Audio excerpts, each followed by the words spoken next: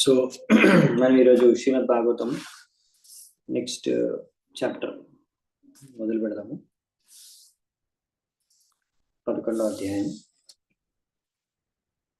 So మంగళాచరణ చేసుకొని మనం మొదలు పెడదామంట.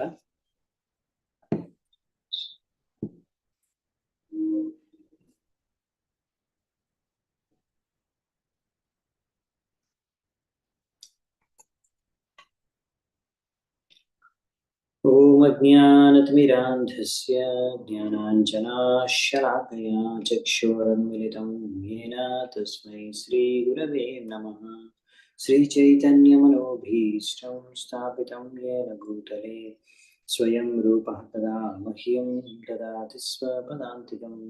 వందేహం శ్రీగురూన్ శ్రీయుతాపదకమలం శ్రీగురున్ వైష్ణవాంశ్చ శ్రీరూపం సాగరజాతం सहगण रघुनाथान्वितां तं सजीवं साद्वैतं सावधूतं परिजनसहितं कृष्णचैतन्यदेवं श्रीराधा कृष्णपादान् सहगण ललिता श्रीविशाखान्वितांश्च नमो ॐ विष्णुपादाय कृष्णप्रेष्ठाय भूतले श्रीमते भक्ति वेदांत स्वामिने नामिने. नमस्ते सारस्वती देवे गौरवाणी प्रचारिणे निर्विशेष शून्यवादी पाश्चात्य देशतारिणे. नमो महावदन्याय कृष्ण प्रेम प्रदायते कृष्णाय कृष्ण चैतन्य नामिने गौरत्वसे नमः. हे कृष्णा करुणा सिंधु दीनबंधु जगत्पते गोपेश गोपिका कांत राधा कांत नमोस्तुते. तप्त कांचन गौरांगी राधे वृंदावनेश्वरी वृषभानुसुते देवे प्रणमामि हरिप्रिये. नीलाचल निवासाय नित्याय परमात्मने भरभद्र सुभद्राभ्यां जगन्नाथाय ते नमः. वाञ्छाकल्पतरुभ्यश्च कृपासिन्धुभ्य एव च पतितानां पावनेभ्यो वैष्णवेभ्यो नमो नमः. जय श्री कृष्ण चैतन्य प्रभु नित्यानंद श्री अद्वैत गदाधर श्रीवासादि गौर भक्तवृंद. हरे कृष्णा कृष्ण कृष्ण हरे हरे हरे राम राम राम हरे हरे. హరే కృష్ణ. సో మనం ఇప్పుడు మంగళాచరణ చేసుకున్నాం. సో శ్రీమద్ భాగవతం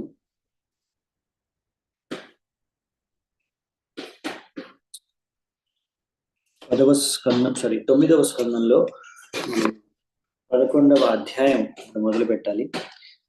సో దీని పేరు వచ్చేసి అధ్యాయం పేరు lord Ramachandra rules the world. అంటే ఎలా భగవంతుడు రామచంద్రుడు ఈ యొక్క ప్రపంచాన్ని పరిపాలించారు. సో ఈ విధంగా ఆయన తన యొక్క తమ్ముళ్లతో కలిసి రకరకాల యజ్ఞాలు చేశారు రాజ్యంలో, పరిపాలన సమయంలో. ఇవన్నీ విషయాలు కూడా ఇక్కడ వస్తాయన్నమాట. సో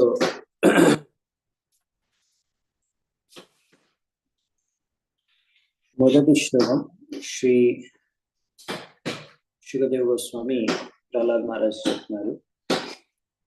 శ్రీ శుక ఉవాచ భగవానాత్మనాత్మానం రామ ఉత్తమా కల్పకైః సర్వదేవమయం దేవం ఈజేతాచార్యవాన్మఖైః.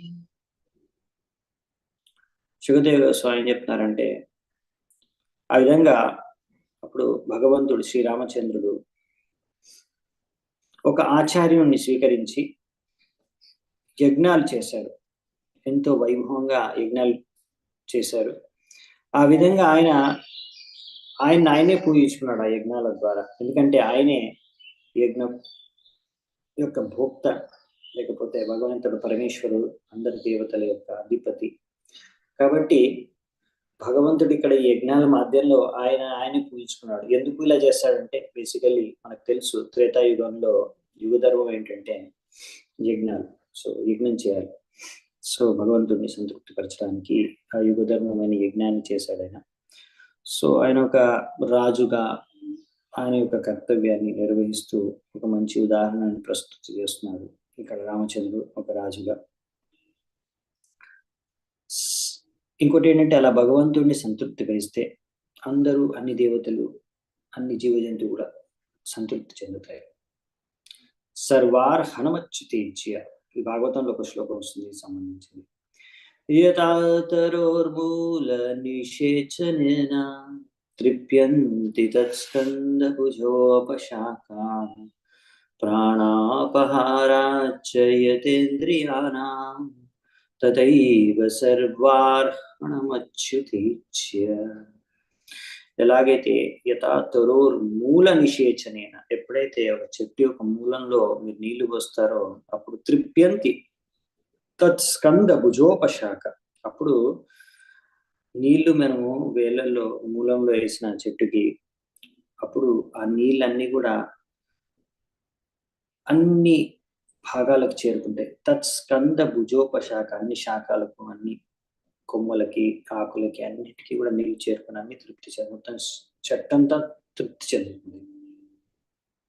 అలాగైతే ప్రాణముపహారచయతేంద్రియానా, మనము ఈ యొక్క ఆహారాన్ని మన కడుపులో పంపిస్తే, మన కడుపులోకి వెళ్తే ఆహారం అక్కడి నుంచి అది ఆహారం జీర్ణమై అందులో ఉన్న శక్తి మొత్తం ప్రతి ఒక్క ఇంద్రియానికి చేరుకుంటుంది. అలా భగవంతుడు విష్ణువుని భగవంతుడు కృష్ణుని ఇలా సంతృప్తి పరిస్తే మనము అప్పుడు అన్ని భగవంతుడికి సంబంధించినవి, మనం అందరం భగవంతుడికి కనెక్ట్ అయి ఉన్నాము. సో అందరూ కూడా సంతృప్తి చెందుతారు, అన్ని దేవతలు కూడా సంతృప్తి చెందుతారు అని ఈ శ్లోకం చెప్తుందన్నమాట. సో యజ్ఞం చేయడం అంటే ముఖ్యమైన ఉద్దేశం ఏంటి? యజ్ఞం చేయడానికి ముఖ్యమైన ఉద్దేశం భగవంతుడిని సంతృప్తి పరచడం. సో ఇక్కడ అరే చూడు, రాముడు యజ్ఞం ద్వారా తను తానే ఆరాధించుకుంటున్నాడు. అలాగే మాయావాదులు ఏంటంటే ఎందుకంటే రాముడికి అర్థమైపోయింది అతను భగవంతుడని, ఇంకా మనము నువ్వు నేను అర్థం చేసుకోలేదు అసలు మనం భగవంతుడని, అలా మనమే ఆరాధించుకోవాలి, అలా అర్థం చేసుకోవడమే అసలైన విషయం అని కూడా కొంతమంది మాయావాదులు ఆ విధంగా కూడా దీన్ని అర్థం చేసుకుంటారు. అది కరెక్ట్ కాదు. ఇక్కడ ఏంటంటే మనము భగవంతుడు డిఫరెంట్, అవునా? మనం జీవతత్వం, భగవంతుడు విష్ణుతత్వం. సో అందుకనే ఇక్కడ ఏంటంటే భగవంతుడు అలా ఇప్పుడు ఒక మానవ లీల చేసినప్పుడు ఆయన ఇప్పుడు ఇక్కడ రాజు కాబట్టి ఒక క్షత్రియుడిగా ఒక రాజుగా ఒక మానవ లీల చేస్తున్నప్పుడు ఎలాంటి ఒక సరైన ఉదాహరణ వ్యక్తం చేయాలో ఆయన ఆచరణ ద్వారా ఇప్పుడు అలాంటి సరైన ఉదాహరణ వ్యక్తం చేయడానికి యజ్ఞం చేస్తున్నాడు. అలా యజ్ఞాల ద్వారా భగవంతుడిని ఆరాధించాలి, అది యుగ ధర్మం ఆయన పాటిస్తున్నాడు. కరెక్ట్గా అందరికీ నేర్పిస్తున్నాడు ఎలా నడుచుకోవాలి ఒక రాజు కూడా. సో అంతేగాని అలా అందరూ తనను తాను భగవంతుడు అనుకుని పూజించుకోమని చెప్పట్లేదు, రైట్? అలాగే కృష్ణుడు కూడా పొద్దున్నే ఆయన ఒక గృహస్థ, ఒక రాజు, అవునా? ఇలా రామచంద్రులా అని ఇక్కడ ప్రభుపాల్ వారు రాస్తున్నారు. ఆయన పొద్దున్నే లేచి ఆయన అలా గృహస్థాశ్రమంలో ఉన్నప్పుడు కూడా ధ్యానం చేసుకునేవాడు భగవంతుడి పైన. అలాగే ఇక్కడ అంటే భగవంతుడి పైన ధ్యానం చేసుకునేవాడు అంటే తాను కృష్ణుడు కూడా తన పైన అతనే ధ్యానం చేసుకున్నాడు, అతను అన్ని స్మరించుకున్నాడు. అంటే అలా మనం పొద్దున భగవంతుడిని స్మరించుకోవాలి అనే విషయాన్ని నేర్పించారు మనకి.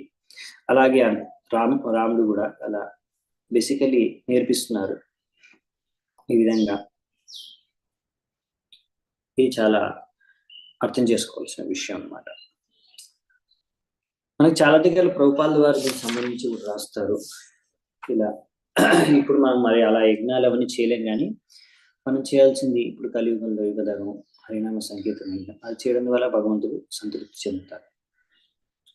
హోత్రే దదాదిశం ప్రాచీ బ్రహ్మణే దక్షిణాం ప్రభుః అధ్వర్యావే ప్రతీచీం వా ఉత్తరాం సామగాయ సహ. సో ఇప్పుడు రామచంద్రుడు అక్కడ ఈ యజ్ఞంలో చేసిన రకరకాల పురోహితులు ఉంటారనమాట. ఒకరు హోత. హోత అనే పురోహితుడికి ఆయన తూర్పు దిశ ఏదైతే ఉందో అది ఇచ్చేసారంట దానం కింద, దక్షిణ కింద. ఎందుకంటే దక్షిణ ఇవ్వాలన్నమాట. యజ్ఞం చేయడానికి పిలిచినప్పుడు మనం ఎవరినైనా సరే వైష్ణవుల్ని లేకపోతే ఇలా పురోహితుల్ని, సో వాళ్ళకి దక్షిణ ఇవ్వాలి. సో అది ఏ యజ్ఞమైనా సరే. సో ఇప్పుడు రామచంద్రుడు కూడా అలా యజ్ఞం చేసిన తర్వాత ఆయన హోతకి తూర్పు వైపు ఉన్న ఆయన రాజ్యం ఆయనకి దక్షిణ దానం ఇచ్చేసారంట, దక్షిణ రూపంలో. అలాగే దక్షిణం వైపు ఉంది బ్రహ్మ, ఆ పురోహితుడికి ఇచ్చేసారంట. ఇప్పుడు యాక్చువల్లీ బేసికలీ ఏంటంటే ఇలా 4 రకాల పురోహితులు ఉంటారనమాట. యజ్ఞం చేసే వాళ్ళు 4 రకాల వ్యక్తులు ఇన్వాల్వ్ అయి ఉంటారు. ఒకరు హోత, ఒకరు బ్రహ్మ, ఇంకొకరు అధ్వర్యం, ఇంకొకరు ఉద్గాత. ఏ యజ్ఞం చేసినా ఇలా 4 కలిసి చేస్తారు. ఒక్కొక్క రెస్పాన్సిబిలిటీ ఉంటుంది, ఒక్కొక్క బాధ్యత ఉంటుంది. సో బ్రహ్మ అనేవారు యాక్చువల్లీ ఓవరాల్ మొత్తం అన్ని కరెక్ట్ గా జరుగుతున్నాయా లేదా, ఓవరాల్ కోఆర్డినేటర్ లాగా అందరి పైన ఉంటాడు ఆయన. అందరి ఆ 4 కూడా టాప్ పొజిషన్ లో ఉంటారు. ఇంకా ఆయన మొత్తం చూస్తాడు అనమాట, అన్ని సక్రమంగా జరుగుతున్నాయా లేదా, ఎక్కడ ఏ మిస్టేక్ జరగకుండా అలా అనమాట. సో బేసికలీ అధ్వర్యం ఏంటంటే ఆయన హెల్ప్ చేస్తాడు అనమాట, అన్ని అందిస్తూ ఉంటాడు. అలా హోత ఆయన యాక్చువల్లీ యజ్ఞంలో స్వాహ స్వాహ అని ఇస్తూ ఉంటారు. ఉద్గాత ఏంటంటే వాళ్ళు గానం చేస్తూ ఉంటారు, మంత్రాలు ఉచ్చారణ చేస్తూ ఉంటారు. సో ఇలా యజ్ఞంలో రకరకాల బాధ్యతలు అలా 4 రకాల వ్యక్తులు పంచుకుంటారనమాట పురోహితులు. ఒక్కొక్కసారి తక్కువ మంది ఉంటే 2 పని 3 పని ఒకరే చేసేస్తుంటారు ఒకే పురోహితుడు, ఒకవేళ తక్కువ మంది ఉంటే. సో అలా కూడా యజ్ఞం బట్టి అడ్జస్ట్మెంట్ జరుగుతుంది. సో ఇక్కడ రామచంద్రుడు ఉన్న 4 రకాల పురోహితులు ఉన్నారు. ఇక్కడ 4కి మొత్తంగా 4 దిశలు ఆయన దానం చేస్తాడు. ఆ విధంగా పశ్చిమ వైపుని అధ్వర్యుకి పురోహితుడికి ఇచ్చేశాడు. అలాగే నెక్స్ట్ వచ్చేసి ఉత్తరం వైపుని ఉద్ఘాత ఆ పురోహితుడికి ఇచ్చేశాడంట, ఎవరైతే సామవేదం నుంచి మంత్రాలు చదువుతున్నారు. ఈ విధంగా తన సంపూర్ణ రాజ్యాన్ని 4 దిక్కుల్ని 4కి పురోహితులకి ఎవరైతే యజ్ఞం చేశారో వారికి దానం ఇచ్చేశారంట దక్షిణ రూపంలో. చూసారా అంటే ఇంత ఇంపార్టెన్స్ ఇచ్చారు దీనికి. నేను ఎందుకంటున్నానంటే ఒకసారి ఇలా యజ్ఞాలకి లేకపోతే ప్రోగ్రామ్స్కి సంకీర్తనకి కూడా పిలుస్తూ ఉంటారు చాలా మంది భక్తులు. కొన్ని అనుష్ఠానాల్లో చాలా ఖర్చు చేస్తారు, డబ్బు లక్షల్లో డబ్బు ఖర్చు చేస్తారు. ఒక్కొక్కసారి అరేంజ్మెంట్స్ కోసం అని, లేకపోతే రకరకాల డెకరేషన్స్కి.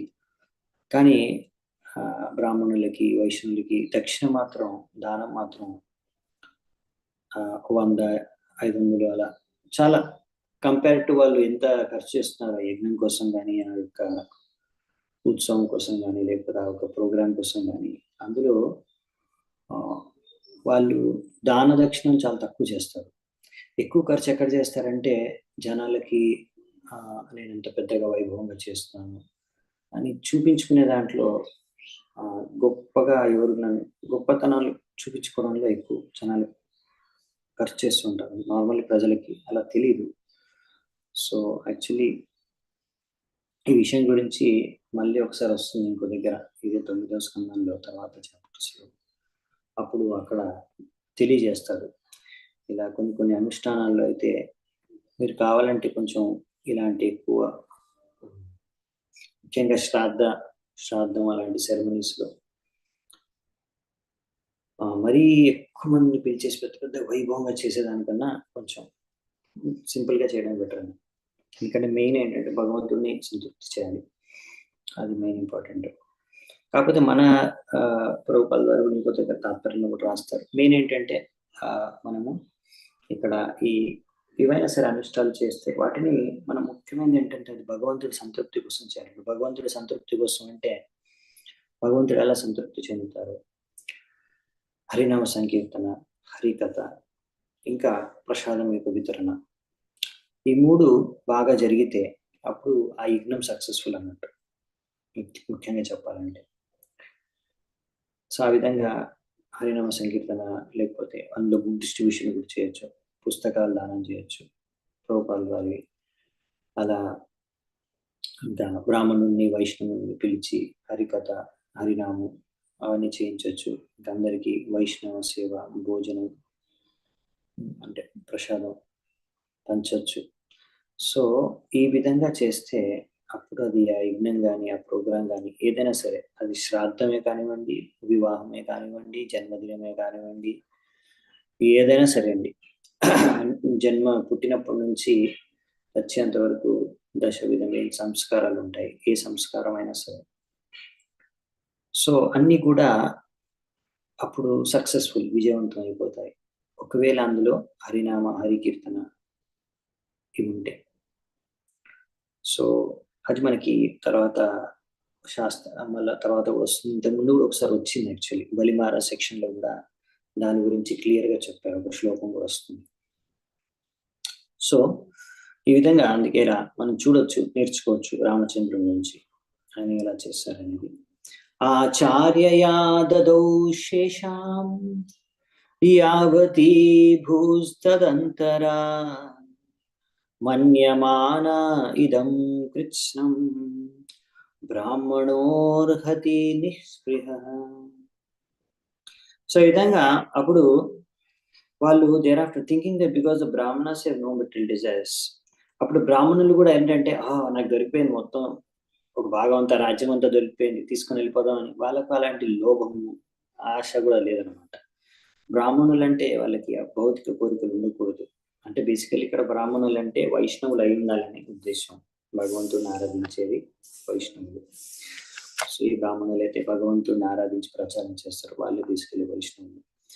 సో మనకి ఇక్కడ చెప్తున్నారు అందుకని. సో అలా బ్రాహ్మణులకి ఎటువంటి భౌతిక కోరికలు ఉండకూడదు.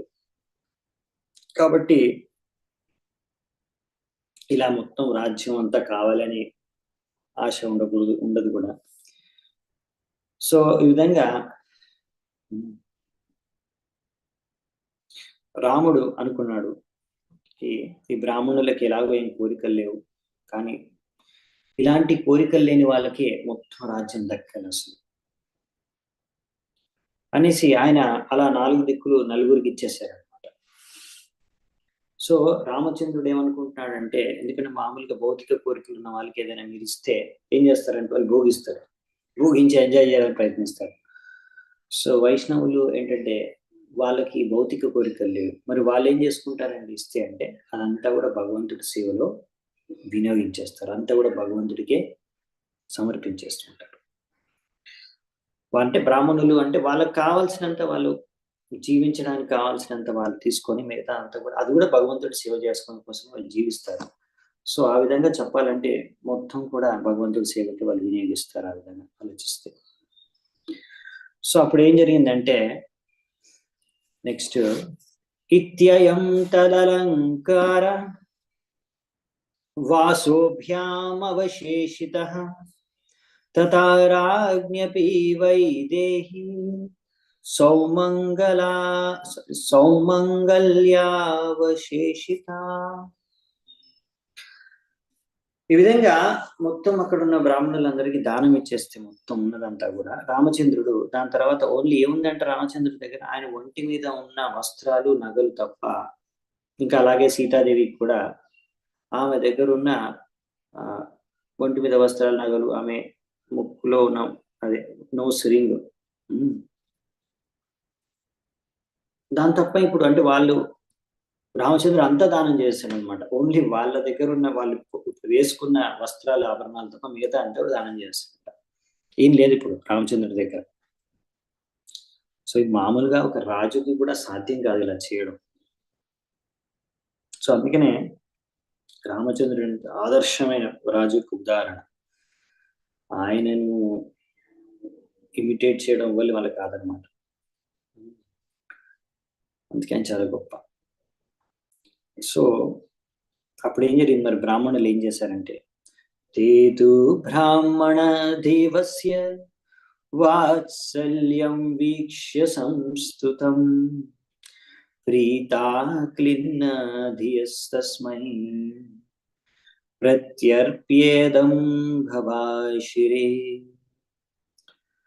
సో ఇలా రామచంద్రుడు మొత్తం దానం ఇచ్చింది చూసి బ్రాహ్మణులు చాలా సంతృప్తి చెందారు. వాళ్ళందరూ కూడా ఎంతో ఆనందపడ్డారు. అంటే ఇంత గొప్ప రాజు రామచంద్రుడు, ఎంత గొప్ప రాజు అంతా కూడా మాకు దానం ఇచ్చేశారు. అలా బ్రాహ్మణుల పట్ల ఆయనకి ఎంత ప్రేమ ఆప్యాయత ఉంది అనే విషయాన్ని వాళ్ళు గ్రహించి ఆనందపడ్డారు. బేసికల్ ఏంటంటే వాళ్ళకు నాకు ఇంత రాజ్యం దొరికిందని ఆనందం కాదు.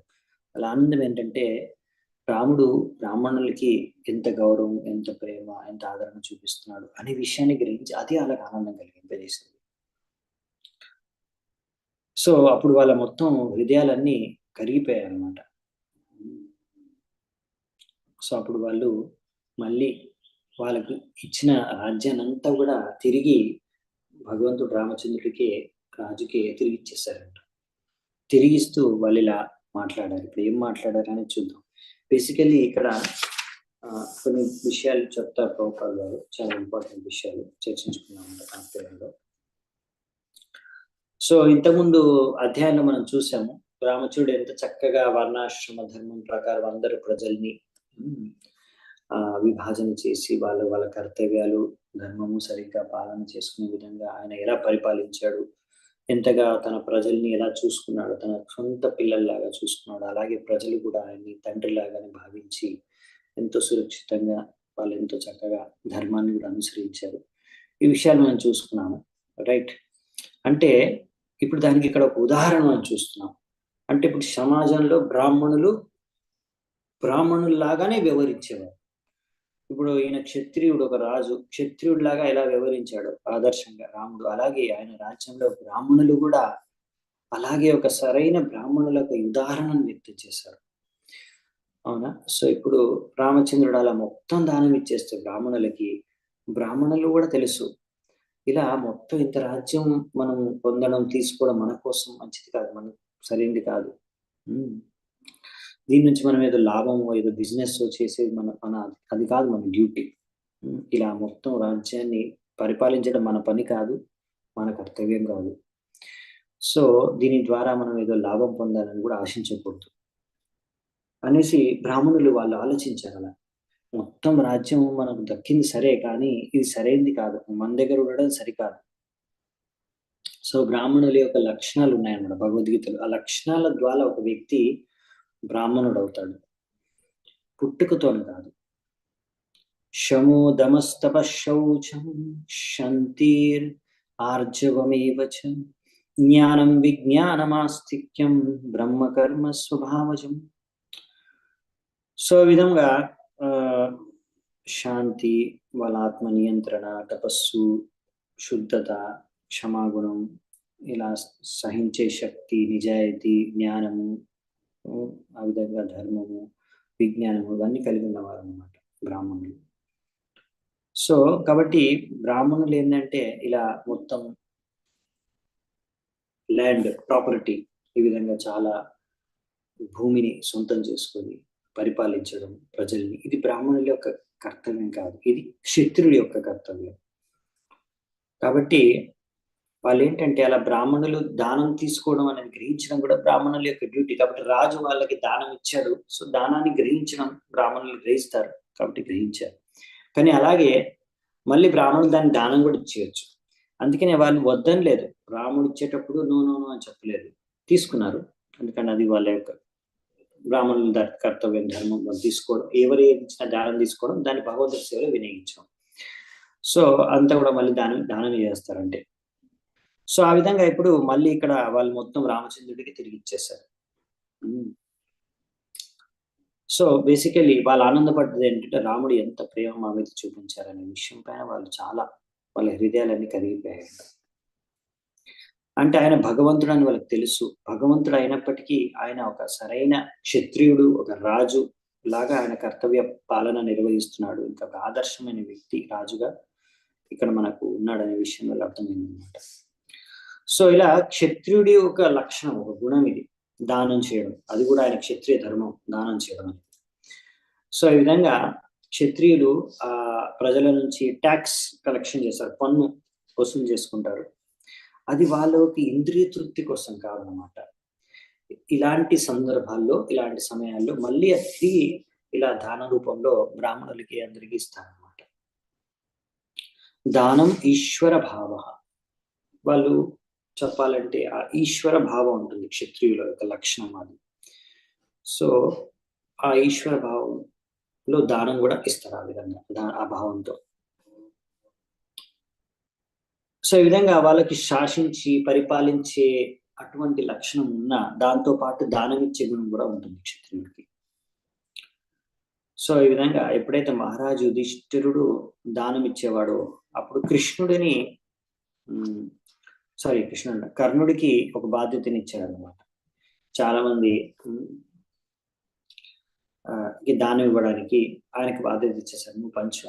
ఇంకా ఆయన దానకర్ణుడు కదా, చాలా ఖ్యాతి చెందాడు కదా, ఆయనకి ఇచ్చారు. సో ఇక్కడ దాత అని చెప్పారు, ఎవరైతే ఇలా మంచిగా దానం ఇస్తారో అలాంటి వాళ్ళని దాత అంటారు. సో ముఖ్యంగా అందుకనే రాజులు ఏంటంటే చాలా సంపద, కోశాగారంలో చాలా స్టాకు, ధాన్యం కానీ అలా ఎంతో సంపద, ధాన్యం అన్ని స్టాక్ మెయింటైన్ చేస్తారు. ఎందుకంటే ఇలా ఎప్పుడైతే సమస్య వస్తుందో సమాజంలో, రాజ్యంలో కరువు వస్తుందో అప్పుడు ఆ స్టాక్ నుంచి వాళ్ళు అందరి ప్రజలకి అందరికీ కూడా అన్ని అంతా కూడా ధాన్యం అంతా కూడా దానం చేస్తారు అనమాట. ఈ విధంగా క్షత్రియుడు తన కర్తవ్యం దానం చేయడం అనేది, బ్రాహ్మణుడి యొక్క కర్తవ్యం దానాన్ని స్వీకరించేది. కానీ తన శరీరాన్ని సరిగ్గా కాపాడుకోవడానికి, రక్షించుకోవడానికి, చూసుకోవడానికి ఎంత అవసరమో అంత దానాన్ని గ్రహిస్తాడు. సో కాబట్టి ఎప్పుడైతే ఇలా రామచంద్రుడు ఇంతగానో మొత్తం ఉన్న రాజ్యం మొత్తం భూమంతా ఇచ్చేసినప్పుడు బ్రాహ్మణులు మళ్ళీ ఆ భూమిని అంతా కూడా, ఆ రాజ్యాన్ని అంతా కూడా తిరిగి రామచంద్రుడికి ఇచ్చేశారు. వాళ్ళు ఏమి అలా ఇంత రాజ్యం నాకు దొరికిపోయిందని వాళ్ళు దాని మీద ఆశపడలేదు, పెంచుకోలేదు కూడా, ఆశ లేదు, దాన్ని భోగించాలనే ఆలోచన కూడా వాళ్ళకి లేదన్నమాట. సో నెక్స్ట్ 6వ శ్లోకం. అప్రత్తం నస్త్వయా కిన్ను భగవన్ భువనేశ్వర యన్నోంతర్హృదయం విశ్యం తమోహంసీశ్వరోచిస. సో ఇక్కడ ఏం చెప్తున్నారంటే, బ్రాహ్మణులు అంటారు, ఓ భగవంతుడా, మీరు ఈ మొత్తం జగత్పతి, అవునా, మీరు భువనేశ్వరులు, మొత్తం భువనానికి ఈశ్వరులు. What have you not given to us, మీరు మాకేమి ఇవ్వలేదని. మీరు మా యొక్క హృదయాల్లో ప్రవేశించి మా యొక్క తమో గుణం, అంధకారాన్ని, అజ్ఞానాన్ని తొలగించేసి మీ యొక్క జ్ఞానం దీపం ద్వారా ఇలా మీరు మాకు ఆల్రెడీ చాలా గొప్ప గిఫ్ట్ ఇచ్చేశారు. కాబట్టి మళ్ళీ మాకు ఈ దానాలు ఏం అవసరం లేదు. సో ఈ విధంగా ధ్రువ మహారాజు కూడా భగవంతుడు వరం ఇవ్వాలనుకుంటే, మీ దర్శనం చేసుకున్నాను, దాంతో నాకు ధన్యం అయిపోయాను, నాకు సంతృప్తి చెందాను, నాకు ఇంకేం అవసరం లేదని అడిగారు. అలాగే ప్రహ్లాద్ మహారాజు కూడా నరసింహదేవ్ అడిగితే, నాకేం అవసరం లేదు, ఒకవేళ మీ దగ్గర నుంచి నేను మీకు భక్తి చేసుకుంది ఏదో పొందడానికైతే అదొక బిజినెస్ చేసిన ఒక వణికుండా అవుతాను, కాబట్టి నాకు అవసరం లేదు మీ దగ్గర నుంచి. సో బేసికల్ ఏంటంటే శుద్ధ భక్తులు ఏవి భౌతికంగా ఏది ఆశించరు, భగవంతుడి నుంచి ఆశించి భక్తి చేసుకోరు. సో ఇలా బ్రాహ్మణులు ఎవరైతే ఉన్నారో వాళ్ళందరూ కూడా హృదయంలో వాళ్ళందరికీ సరైన జ్ఞానోదయం భగవంతుడు చేస్తాడు. వాళ్ళకి తెలుసు ఏం చేయడం సరైందో. సర్వస్యాహం హృది సన్నివిష్టో మత్త స్మృతి జ్ఞానం అపోహనం.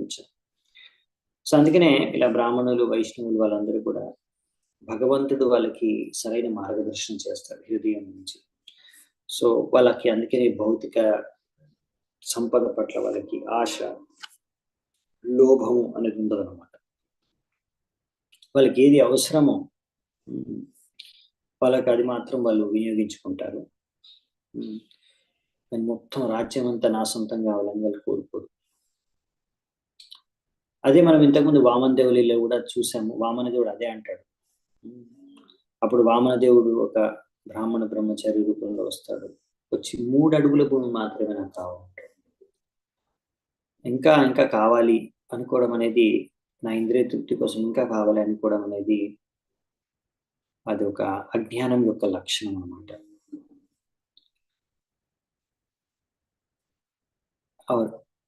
ఒక బ్రాహ్మణుడు కానీ వైష్ణవుడు అంటే ఆ అజ్ఞానం వాళ్ళ హృదయంలో ఉండదు. అంటే వాళ్ళు ఇంకా ఇంకా రాజ్యం, ఇంకా ఇంకా ఆస్తి, ఇది కావాలి, సంపద అని వాళ్ళు వాళ్ళ కోసం కావాలని ఎప్పుడు కోరుకోరు.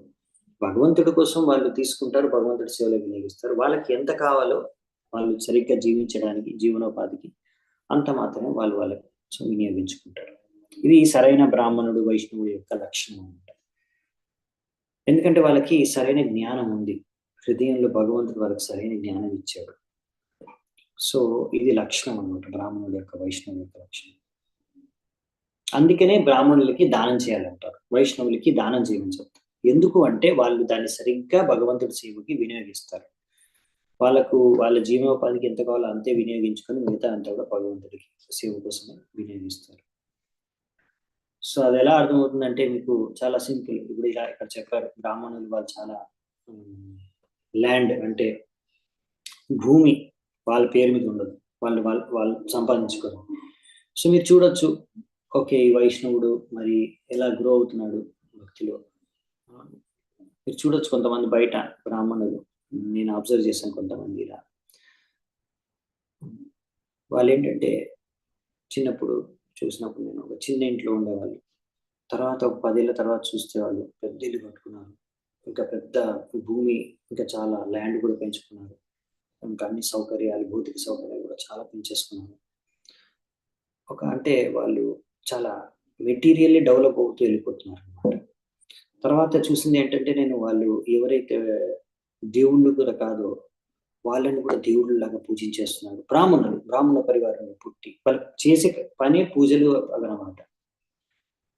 సో మళ్ళీ ప్రతి పూజకి వాళ్ళొక రేట్ ఉంటుంది వాళ్ళది, మినిమం ఇంత చార్జెస్ చేయడం. సో అలా చాలా మంది బ్రాహ్మణులు ఈ కలియుగంలో కలుషితం అయిపోయారు. అందుకనే సరైన బ్రాహ్మణులు దొరకడం చాలా కష్టం కలియుగంలో.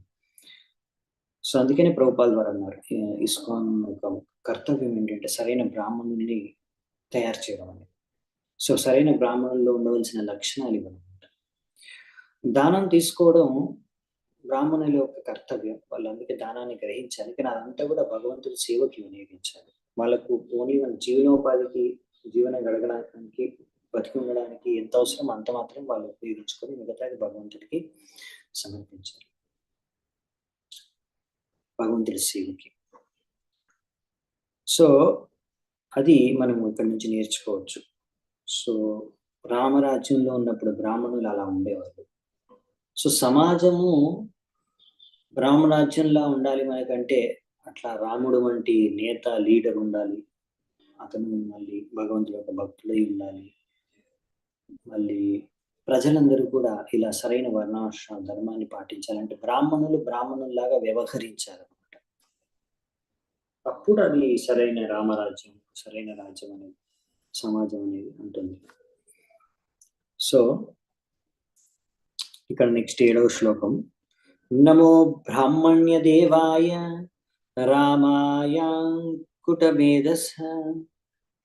ఉత్తమ శ్లోకధూర్యాయ న్యస్తదండార్పితాగ్రే.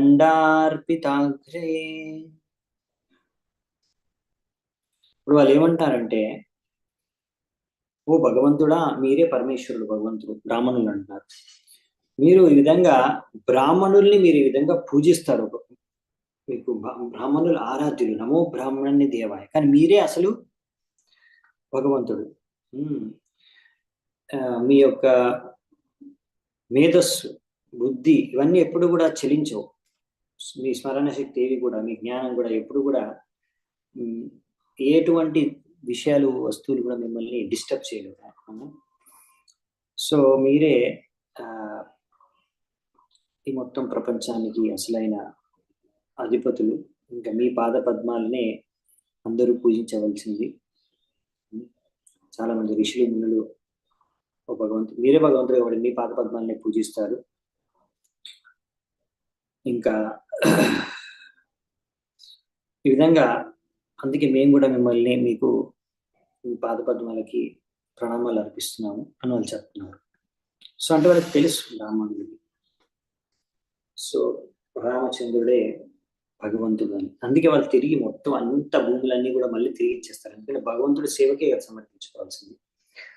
సో అలా భగవంతుడు భక్తుడికి ఎన్ని ఇచ్చినా గానీ, ఇప్పుడు ఇక్కడ వైష్ణవులు, బ్రాహ్మణులు, భక్తులు మళ్ళీ భక్తులందరూ కూడా అదంతా భగవంతుడి సేవకే వినియోగం చేస్తారు. సో ఇక్కడ మనం చూడొచ్చు, కదాచిల్లోక జిజ్ఞాసు గూఢో రాత్ర్యామలక్షితః చరన్ వాచో శృణోద్రామో భార్యాముద్దిశ్య కస్యచిత్. సుఖదేవ్ గోస్వామి వర్ణిస్తున్నారు.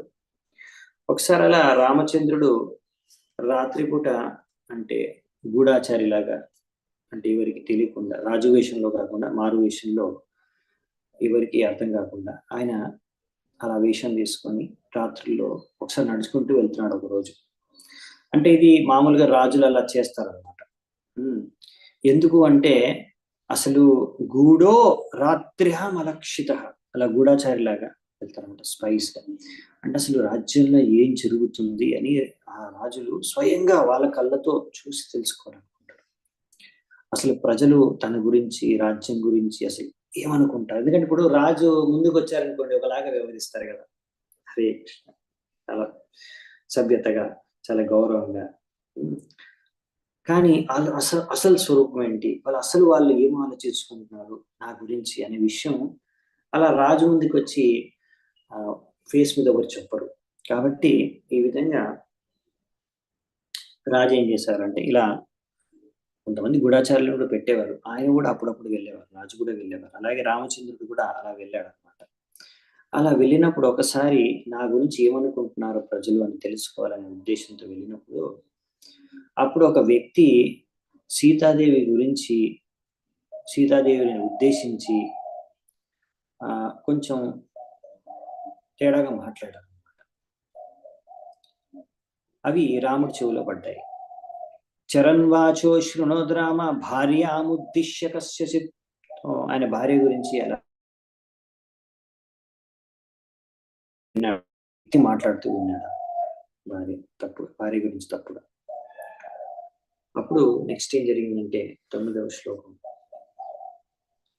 నాహం బిభర్మి త్వాం దుష్టాం రసతీం పరవేష్మగాం స్త్రైణ్యో హి విప్రయాత్ సీతాం రామో నాహం భజే పునః.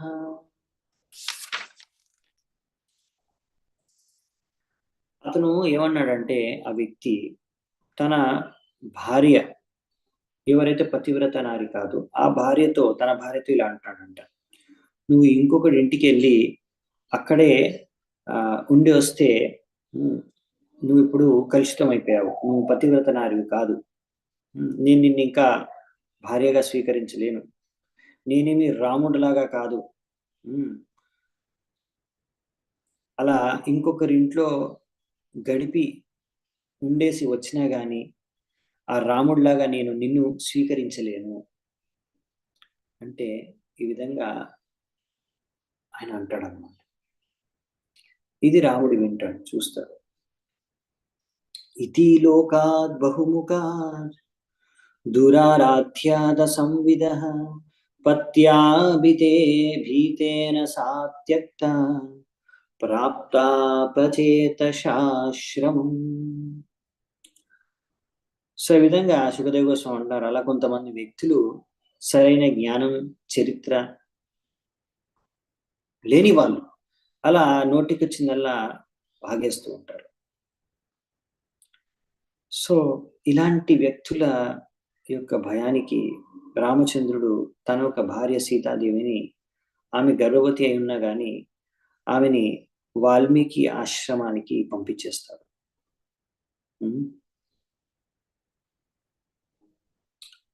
సో ఈ విధంగా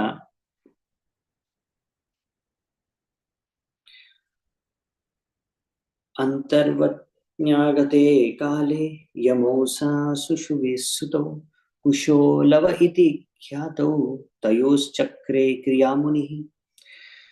సో సమయం అయినప్పుడు గర్భవతి ఉన్న సీతాదేవి ఇద్దరు కవలలకి జన్మనిచ్చింది. వారి పేరే లవకుశ.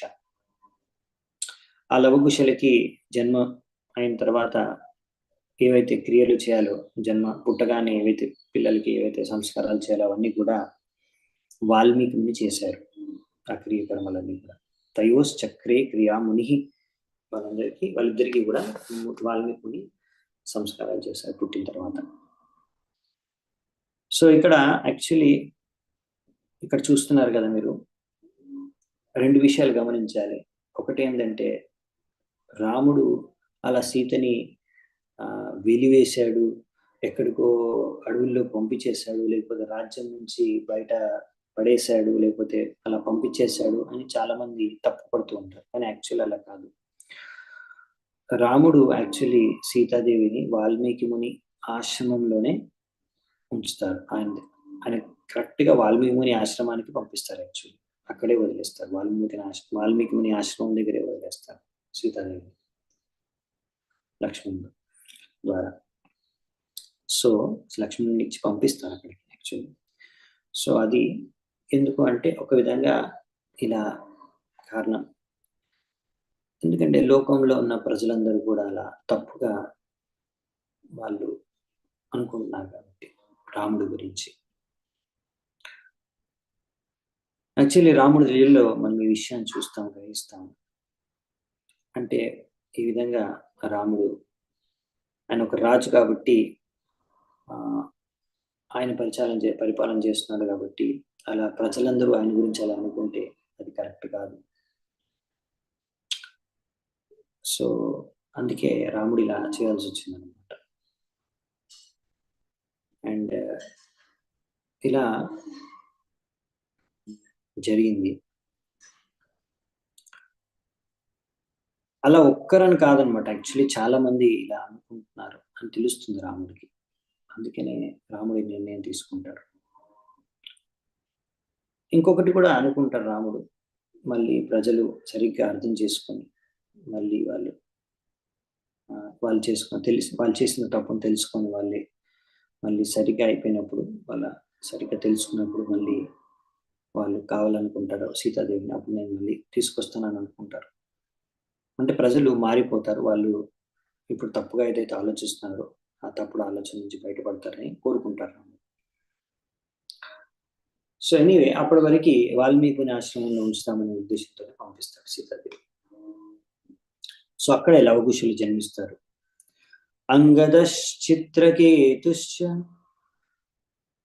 లక్ష్మణస్యాత్మజౌ స్మృతౌ తక్ష పుష్కల ఇత్యాస్తాం భరతస్య మహీపతే.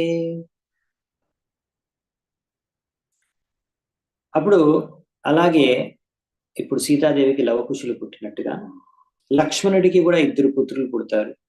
వారి పేరు వచ్చేసి అంగద, చిత్రకేతు. ఇంకా భరతుడికి కూడా ఇద్దరు పుడతారు కొడుకులు. వాళ్ళ పేరు వచ్చేసి తక్ష ఇంకా పుష్కల. సుబాహు శ్రుతసేనశ్చ శత్రుఘ్నస్య బభూవతుః గంధర్వాన్ కోటిశో జగ్నే భరతో విజయే దిశాం తదీయం ధనమానీయ సర్వం రాజ్ఞే న్యవేదయత్ శత్రుఘ్నస్య మదో పుత్రం లవణం నామ రాక్షసం హత్వా మధువనే చక్రే మథురాం నామ వైపురీం. శత్రుఘ్నుడికి కూడా ఇద్దరు పుత్రులు కలిగారు, సుబాహు, శ్రుతసేన వారి పేర్లు. అలాగే భరతుడు అన్ని దిశలు ఆక్రమించడానికని వెళ్ళారు. ఆ విధంగా ఆయన ఎంతో మంది గంధర్వులను కూడా చంపేశారు ఆ క్రమంలో. ఎందుకంటే వాళ్ళందరూ కూడా సరైన గంధర్వులు కాదనమాట, అలా వేషాలు వేసుకుని ఉన్న వాళ్ళందరినీ.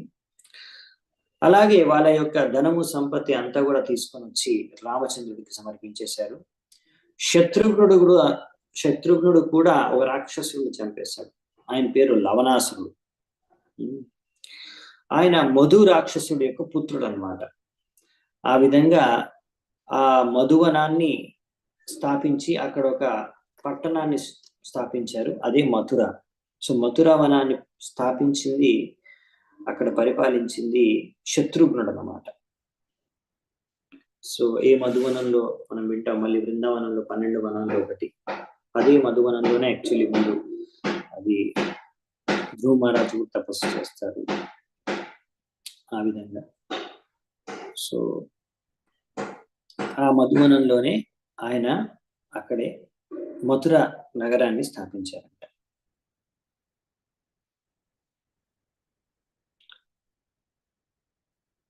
నెక్స్ట్ వచ్చేసి మునౌ నిక్షిప్యతనయౌ సీతా భర్త్రా వివాసిత ధ్యాయంతి రామచరణౌ వివరం ప్రవివేశ.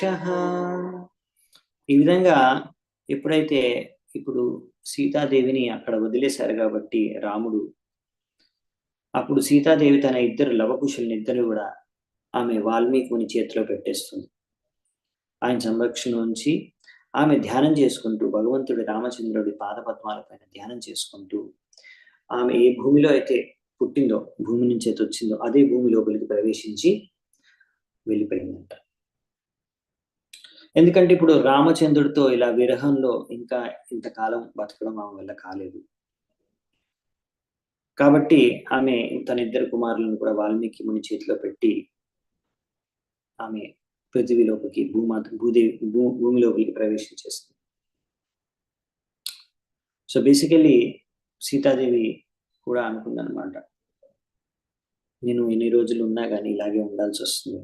ఎందుకంటే ప్రజలు, వీళ్ళు లోకులు, వీళ్ళెప్పుడు లోకంలో ఉండే వీళ్ళందరూ కూడా ఇలాగే ఎప్పుడు ఏదో ఒకటి నిందిస్తూ ఉంటారు, నేను ఉన్నంతకాలం అంటూనే ఉంటారు. కాబట్టి ఇలా మళ్ళీ మళ్ళీ జరగచ్చు కూడా. సో ఇంకా ఇలా విరహంగా దూరంగా ఉండడం కన్నా వెళ్ళిపోవడం బెస్ట్ అని ఆమె సహించలేక వెళ్ళిపోతుంది. తచ్చుత్వా భగవాన్ రామో రుందన్నపి దియాశుచః స్మరంస్తస్యా గుణాంస్తాంస్తాన్ నాశక్నోద్రోద్ధుమీశ్వరః. ఈ విధంగా ఎప్పుడైతే సీతాదేవి ఇలా భూమిలోకి ప్రవేశించి అంతర్ధానం అయిపోయిందని తెలుసుకుంటారో భగవంతుడు రామచంద్రుడు చాలా దుఃఖానికి లోనవుతారు. ఆయన స్వయం భగవంతుడు అయినా కానీ సీతాదేవి యొక్క గొప్ప లక్షణాన్ని గుర్తుకు చేసుకుంటూ ఆయన కూడా బాధని ఆయన ఆపుకోలేకపోతాడు అనమాట. ఇదంతా ఆధ్యాత్మిక స్థాయిలో సీతాదేవి పట్ల ఉన్న ఆధ్యాత్మిక దివ్యమైన ప్రేమ యొక్క కారణంగా. చూడండి, ఆధ్యాత్మిక ప్రపంచంలో, ఆధ్యాత్మిక జీవితంలో కూడా అన్ని రకాల భావాలు ఉంటాయన్నమాట. చాలా మంది అనుకుంటారు, అదేంటి ఆయన భగవంతుడు కదా, ఆయన ఎలా బాధపడగలుగుతాడు, సీతాదేవి ఏంటి ఆమె విరహాన్ని అంటే అలా బాధ అనుభవిస్తుంది.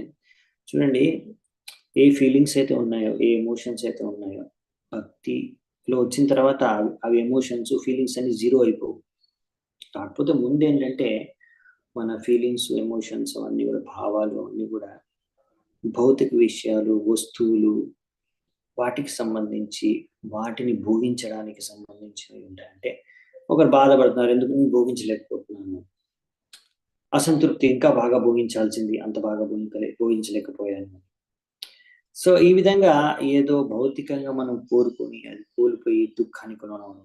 సో ఈ దుఃఖము, ఇలాంటి రకరకాల భావనలు, అలాగే ఆనందం కూడా, నేను చాలా బాగా, నాకు చాలా దక్కింది, ఎంజాయ్ చేయొచ్చు నేను బాగా అనే భౌతిక ఆనందం, అలా అన్ని భావాలన్నీ కూడా భౌతికమైన స్థలంలో ఉంటాయి. కాకపోతే ఆధ్యాత్మిక స్థలంలో ఏంటంటే భావాలేమి శూన్యమైపోవు. మాయావాదులు అనుకున్న విధంగా భావాలన్నీ ఉంటాయి. ఇంకా చెప్పాలంటే భక్తిలోకి వచ్చిన తర్వాత హృదయం ఇంకా కోమలంగా తయారవుతుంది. దాని కారణంగా అన్ని రకాల భావాలు, ఎమోషన్స్, ఫీలింగ్స్ ఉంటాయి. కాకపోతే ఇవన్నీ కూడా ఇప్పుడు భగవంతుడి కోసం, భగవంతుడి యొక్క భక్తుల కోసం ఉంటాయన్నమాట, ఆధ్యాత్మిక స్థలంలో ఉంటాయన్నమాట. అంటే ఈ ఫీలింగ్స్ ఏంటంటే, అరే నేను భగవంతుడికి ఇంకా బాగా సేవ చేయలేకపోతున్నాను అని అప్పుడప్పుడు బాధపడవచ్చు. అలాగే భగవంతుడు నాకు ఇంత ప్రసాదించాడు అని ఆనందపడుకోవచ్చు. అలా అన్నమాట. సో ఆ ఫీలింగ్స్ అన్ని ఆనందము, దుఃఖం అన్ని కూడా భగవంతుడికి సంబంధించిన ఆ సంబంధం ద్వారా ఉంటాయి కలిగేవి.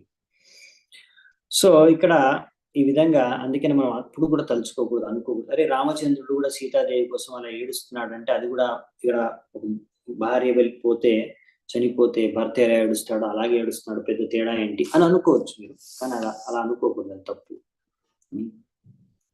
సో అందుకే ఇక్కడ చెప్తున్నారు ప్రభుపాల్ గారు, ఆధ్యాత్మిక ప్రపంచంలో కూడా ఫీలింగ్స్ అనేవి ఉంటాయి, విరహ భావన అనేది ఉంటుంది. ఇవన్నీ ఒక అక్కడ అంతా కూడా ఆనందమే. అంటే ఈ విరహం కూడా ఒక ఆనందానికి ఒక రకమైన భావన అన్నమాట.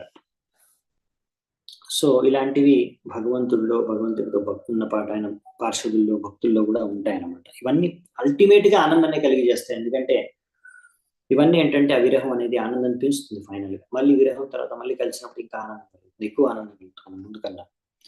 కాబట్టి ఈ విరహం అనేది ఇంకా ఎక్కువ ఆనందానికి ఇవ్వడానికి కారణం అన్నమాట. కాబట్టి ఇవన్నీ ఎలా ఫీలింగ్స్ ఏవైతే ఉన్నాయో తస్య ప్రేమ వశయత్వ స్వభావ, ఇవన్నీ కూడా లాధిని శక్తి ఆమె యొక్క నియంత్రణ ద్వారా ప్రేమ స్థలంలో భగవంతుడి పైన ప్రేమ కలగడం ద్వారా దాని స్థలంలో ఉన్న యాక్చువల్ ఫీలింగ్స్ అన్నమాట. ఇక్కడ భౌతిక ప్రపంచంలో మనం చూసే ఫీలింగ్స్ అన్ని ఏంటంటే యాక్చువల్లీ ఆ ఒరిజినల్ ఫీలింగ్స్ ఆధ్యాత్మిక లోకంలో ఉండే అసలైన భావాలకి ప్రతిబింబం అన్నమాట. ఇక్కడ ఉండే భావాలన్నీ భౌతిక జగత్తులు, భౌతిక స్థలంలో ఉండే భావాలన్నీ. సో అసలైన భావాలు, అసలైన ఫీలింగ్స్ అవన్నమాట. భగవంతుడు భక్తులకు సంబంధంలో ఉండే ఫీలింగ్స్, మధ్యలో ఉండే ఫీలింగ్స్ అవి అసలైన ఫీలింగ్స్, అవి ఒరిజినల్ ఫీలింగ్స్ అన్నమాట.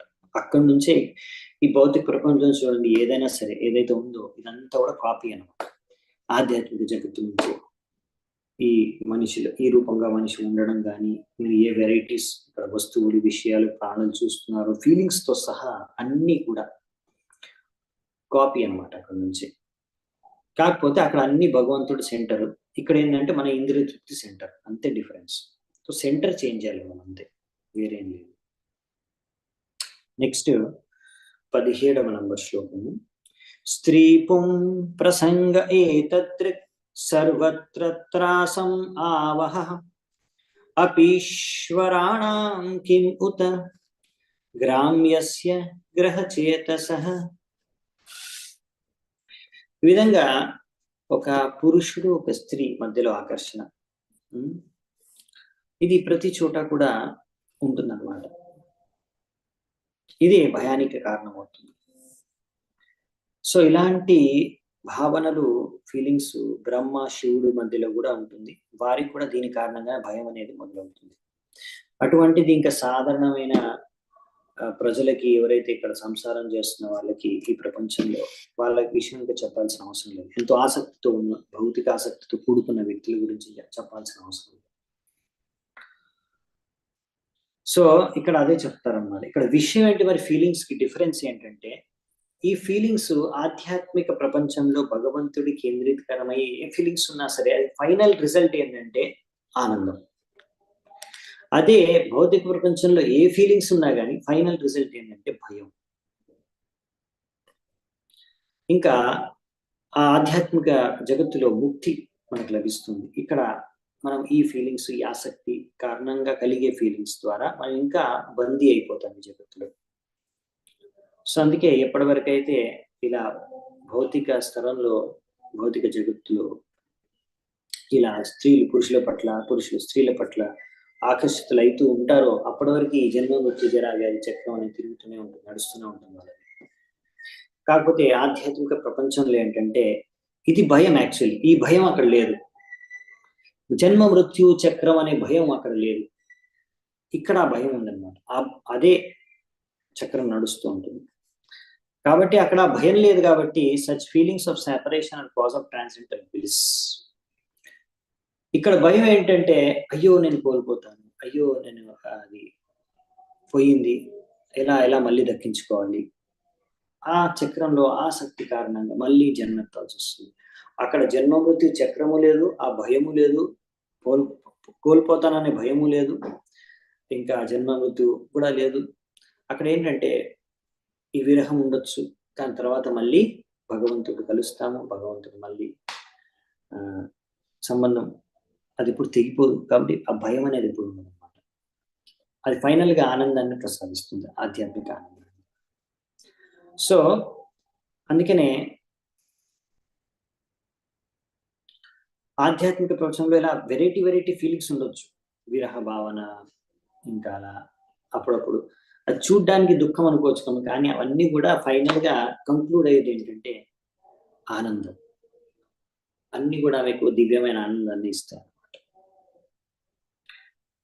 సో నెక్స్ట్ 18వ శ్లోకం.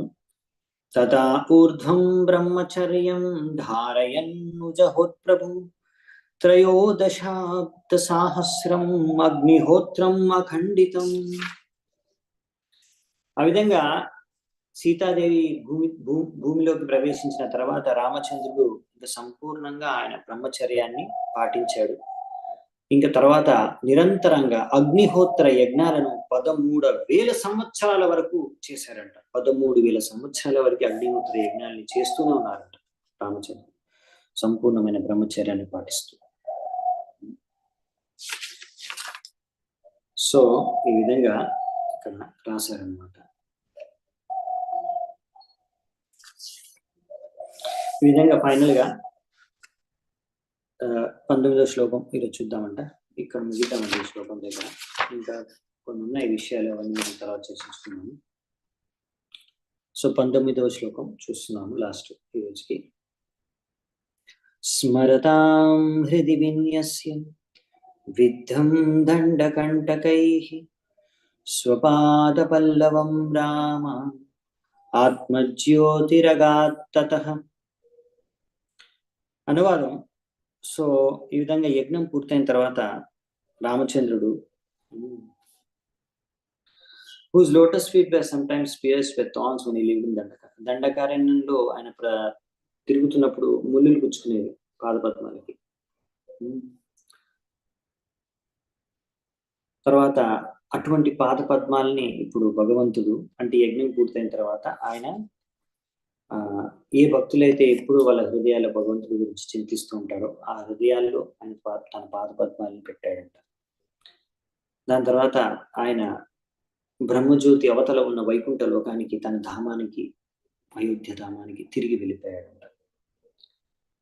సో బేసికలీ ఇక్కడ పాయింట్ ఏంటంటే, ఇప్పుడు లీలా సమాప్తం చేసుకుని అలా సీతాదేవి వెళ్ళిపోయిన తర్వాత రామచంద్రుడు 13,000 సంవత్సరాల వరకు నిరంతరంగా అగ్నిహోత్ర యజ్ఞాలు చేసి ఆయన భగవద్ధామాన్ని తిరిగి వెళ్ళిపోయాడంట. సో దాని తర్వాత ఏం జరిగిందనే తర్వాత చూద్దామంటే, దీని తాత్పర్యాన్ని ప్రభుపాల్ వారు ఇచ్చిన విషయాలు ఏంటంటే బేసికలీ దీని గురించి రాశారు కొంచెం. ఎందుకంటే భగవంతుడి పాదపద్మాల పైన భక్తులు ఎప్పుడు ధ్యానం చేస్తూ ఉంటారు కాబట్టి భగవంతుడి పాదపద్మాలు వాళ్ళ హృదయాల్లో ఉంటుంది. సో భక్తులు ఆ విధంగా భగవంతుడిని ఎప్పుడు ఆరాధించుకుంటూ ఉంటారు.